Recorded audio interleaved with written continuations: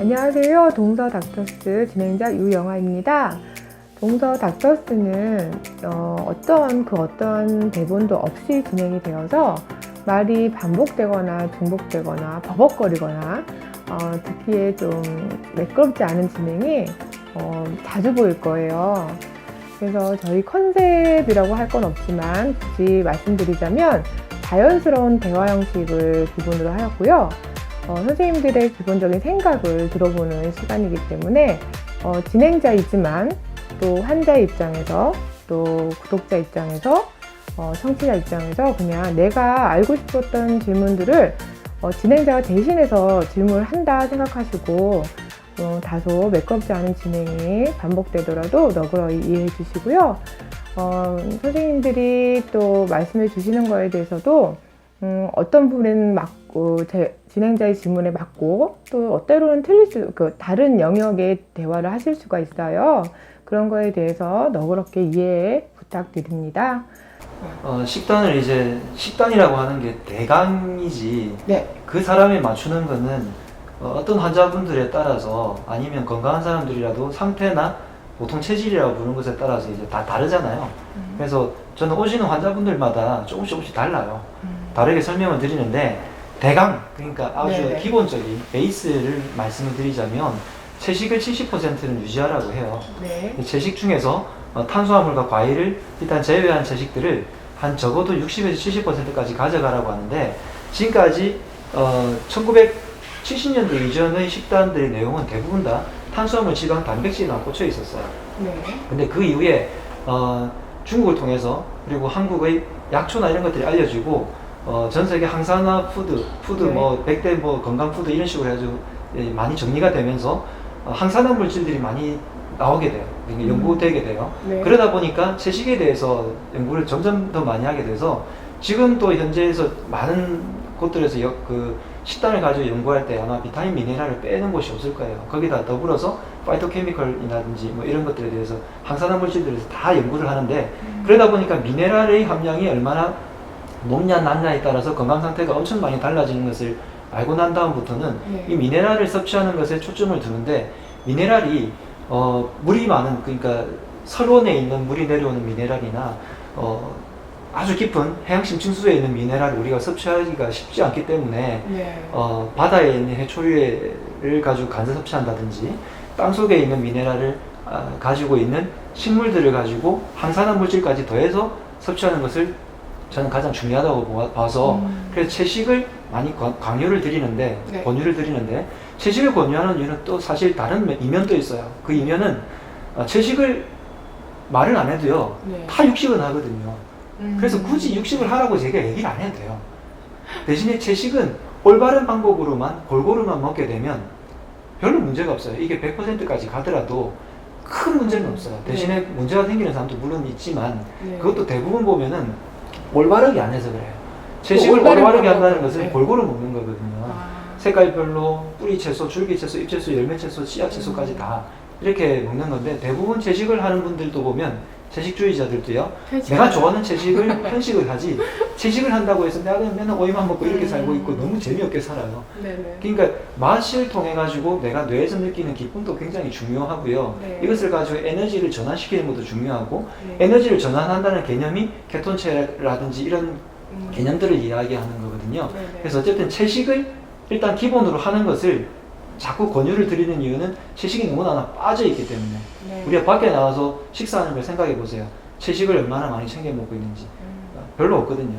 그래서 채식을 일부러 조금 더 권유드리는 면도 있고, 그래서 70%라고 제가 못을 박아드리면 조금 더 신경을 쓰거든요. 양을 좀 많이 하겠다. 그러면 70% 하긴 정말 힘듭니다. 거기 뿌리 채소, 제철 채소 다 뿌리, 줄기, 잎, 열매, 뭐 꽃이라든지 씨앗까지 다 있잖아요. 뭐의 70%죠? 양의 70%예요? 전체 양에. 식사 양에. 식단에서 70% 정도는 채식을 가져가라고 하는데, 이것은 또 이제 문화인류학적으로 여러 가지 동물들이나 이런 것들을 볼 때 사람이 잡식으로 구성이 되어 있는데 채식에 맞게끔 하는 그런 어중간한 장길이, 그 다음에 치아의 구조 이런 것들을 봤을 때 채식에 조금 더 적합하지 않느냐라는 연구들도 많고, 그리고 육식은 많으면 많을수록 여러 가지 문제가 생기는 반면에 채식은 올바른 방법으로 했을 때 얘기해요. 늘리면 늘려도 문제가 없이 가시는 분들도 굉장히 많거든요. 네. 그래서 저는 그렇게 권해드리고, 탄수화물은 지금 너무 지나치게 많이 먹고 있기 때문에 조금 줄여 드시는 게 좋고, 네. 지방은 좋은 지방을 선택해서 드시는 게 좋고요. 네. 단백질은 이것을 결합을 했을 때 대부분 다 단백질 먹을 때 지방이 같이 먹기 때문에 네. 단백질은 제가 굳이 안 권해도 잘 드시거든요. 네. 그래서 단백질에 대해서는 뭐 선택해서 드시라고 하는 단백질 육식. 육식이라고 볼 수도 있고, 뭐 꼭 두부로 드시는 분도 계시지만 가금류도 있고, 저는 해산물을 처음에 네. 먼저 치고요. 그 다음에 해산물 중에서도 이제 쉽게 말하면 지능이 좀 떨어지는 애들부터 점점 높아져가는 수준을 먹으라고 얘기를 합니다. 지능이 떨어지는 애 뭘까요? 뭐 멍게 해산 멍게. 이런 게 가장 떨어지죠. 그러면 그러네요, 오징어는 그러네요. 못 먹는데? 오징어 진짜 좋은 그러니까 그게 단백질인데. 이제 비율을 드리는 거죠. 네네네. 그런 식으로 이제 재밌네요. 하면은 네네. 우리가 알기가 쉬우니까. 네. 근데 이제 이런 것들을 옛날에 탄수화물, 지방, 단백질 위주의 식단에서 제가 참고하라고 말씀드리는 식단은 사실 존 다이어트라고 있어요. 존 식단이라고. 존 다이어트. GON이라고. 네. 그것을 보면 탄수화물 양을 4, 단백질과 지방을 3대 3으로 아마 이렇게 해놨거든요. 네. 그러면서 양으로 따지면 탄수화물이 9g일 때 단백질이 7g, 지방이 한 4에서 5g 정도의 비율일 거예요. 근데 이것을 이야기할 때 블럭이라는 개념을 쓰는데 한 블럭 단위로 이렇게 먹게 하는데요. 그때 존 다이어트에서도 단백질과 지방을 어차피 같이 먹을 거니까 1.5블럭으로 계산해서 먹는 식단이 있어요. 네. 저는 과학적인 식단으로 본다면 사실 존 다이어트를 좀 참고하라고는 하고요.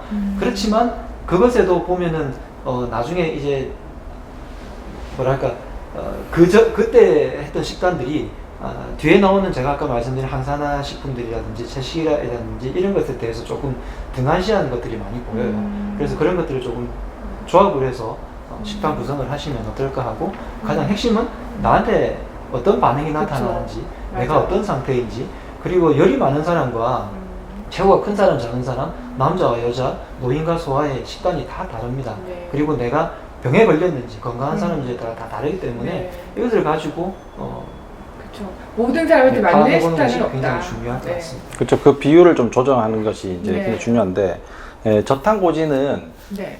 칼로리의 50% 이상을 지방으로 섭취를 하는 게 저탄고지예요. 네. 그러니까 뭐 우리가 워낙 극단적으로 하면은 지방을 뭐 70%, 80%, 뭐 90%까지 막 올리고 뭐 그렇게 하지만 그렇게 하지 않고 평상시에 칼로리의 50%, 나머지는 탄수화물하고 단백질로 이제 채우게 되는 거죠. 네. 50% 이상이니까 곧 고지가 되는 거잖아요. 고지. 탄수화물 100g 미만이라고 그죠? 그러니까 100g이라기보다는 네. 뭐 물론 뭐 그것도 네. 굉장히 적게 줄이니까 이제 그렇게 되는 건데, 네. 기본적으로 고지라고 하면 50% 네. 정도를 칼로리에 50% 정도를 이제 섭취를 하는 걸 얘기를 해요. 네. 왜냐면 그거의 효과가 뭐냐면 전체적인 양 자체가 줄어들고 공복감은 늘어나는 거예요.